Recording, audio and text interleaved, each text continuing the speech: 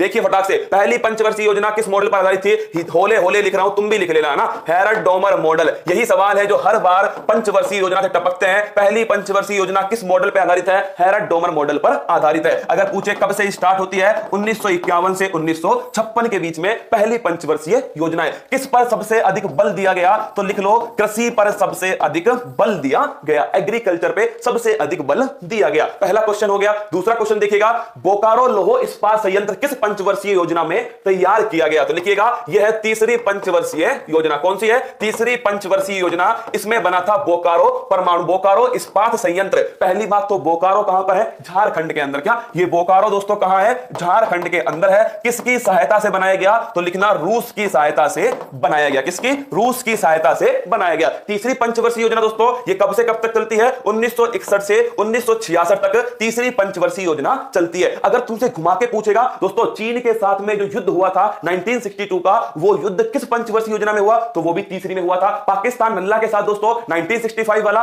वो भी यही हुआ था। देखिए ये आपकी दोस्तों साइकोलॉजी है कि आप कितना समझ पाते हो। मैंने तुमको लिखा दिया, इस बीच में जो भी कांड हुआ होगा ना, वो सारे कांड किसमें आएंगे? तीसरी पंचवर्षीय योजना में आएंगे। ठीक है, आगे बढ़िएगा। त्रिस्तरीय पंचायती राज व्यवस्था में किस पंचवर्षीय योजना में प्रारंभ हुई? क्या गजब का क्वेश्चन है। त्रिस्तरीय पंचायती राज व्यवस्था दूसरी पंचवर्षीय योजना में स्टार्ट होती है। कब होती है? दूसरी पंचवर्षीय योजना में। ये कब से कब तक थी दोस्तों? 1956 से 1961 के बीच में। किस मॉडल पर आधारित है? महालनोबिस मॉडल पर आधारित है। किस पर है? महालनोबिस मॉडल पर आधारित है। अगला क्वेश्चन आपसे पूछेगा कि ये जो त्रिस्तरीय पंचायती राज व्यवस्था है दोस्तों, ये किस समिति? बलवंत राय मेहता समिति। कौन सी है? बलवंत राय मेहता समिति। और दोस्तों इसी समिति की सिफारिश पर कब से? 2 अक्टूबर 1959 से त्रिस्तरीय पंचायती राज व्यवस्था नागौर राजस्थान से स्टार्ट होती है। तो क्या? त्रिस्तरीय पंचायती राज व्यवस्था नागौर राजस्थान से दोस्तों 2 अक्टूबर 1959 को बलवंत राय मेहता समिति की सिफारिश पर दूसरी पंचवर्षीय योजना में स्टार्ट होती है। आगे बढ़िएगा। अगला क्वेश्चन है, दूसरी पंचवर्षीय योजना में कौन से लौह इस्पात संयंत्र की स्थापना होती है? तो 3 होते हैं दोस्तों। कितने?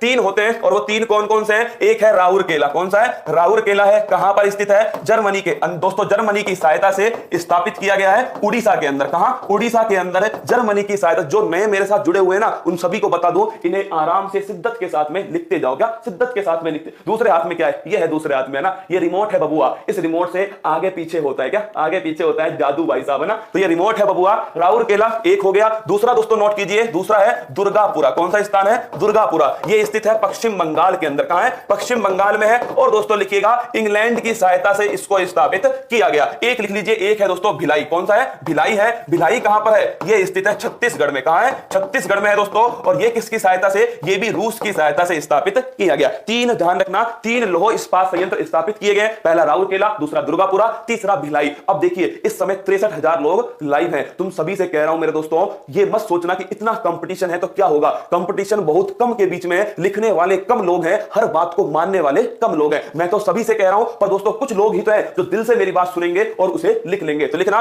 राउरकेला, दुर्गापुरा और भिलाई। राउरकेला जर्मनी की सहायता से, दुर्गापुरा पश्चिम इंग्लैंड की सहायता से और भिलाई दोस्तों रूस की सहायता से। 3 लौह इस्पात संयंत्र दूसरी पंचवर्षीय योजना में स्थापित किए गए। एक मेरे दोस्तों कहां पर? एक नोट कर लीजिए, तीसरा पंचवर्षीय योजना बोकारो के अंदर। आगे देखिएगा, वार्षिक योजनाएं, प्लान हॉलीडे दोस्तों 1967, 1968 और 1969 3 वर्ष थे मेरे दोस्तों जब हॉलीडे हो गया। क्या हो गया? जब हॉलीडे हो गया, ये 3 वर्ष थे। इसके बाद में 1979 और 80 इसमें आता है रोलिंग प्लान। नोट करना, इसमें क्या आता है? रोलिंग प्लान आता है दोस्तों इसके अंदर। और वहीं 1991 और 1992 इसमें भी दोस्तों हॉलीडे था। क्या? इसके अंदर भी लिख लीजिए, इसके अंदर भी हॉलीडे। तो ये सब क्या है? ये सब की सब दोस्तों पंचवर्षीय योजनाओं के दौरान छुट्टियां हैं। क्या है? छुट्टियां हैं। मैंने आपके सामने लिख दी। आगे बढ़िएगा, रोलिंग प्लान किस वर्ष प्रस्तुत किए गए? 1979 और 1980 जो है इसमें रोलिंग प्लान आता है। कौन लेकर आते हैं? मोरारजी देसाई। कौन दोस्तों? मोरारजी देसाई भारत के प्रधानमंत्री बनते हैं और वो लेकर आते हैं रोलिंग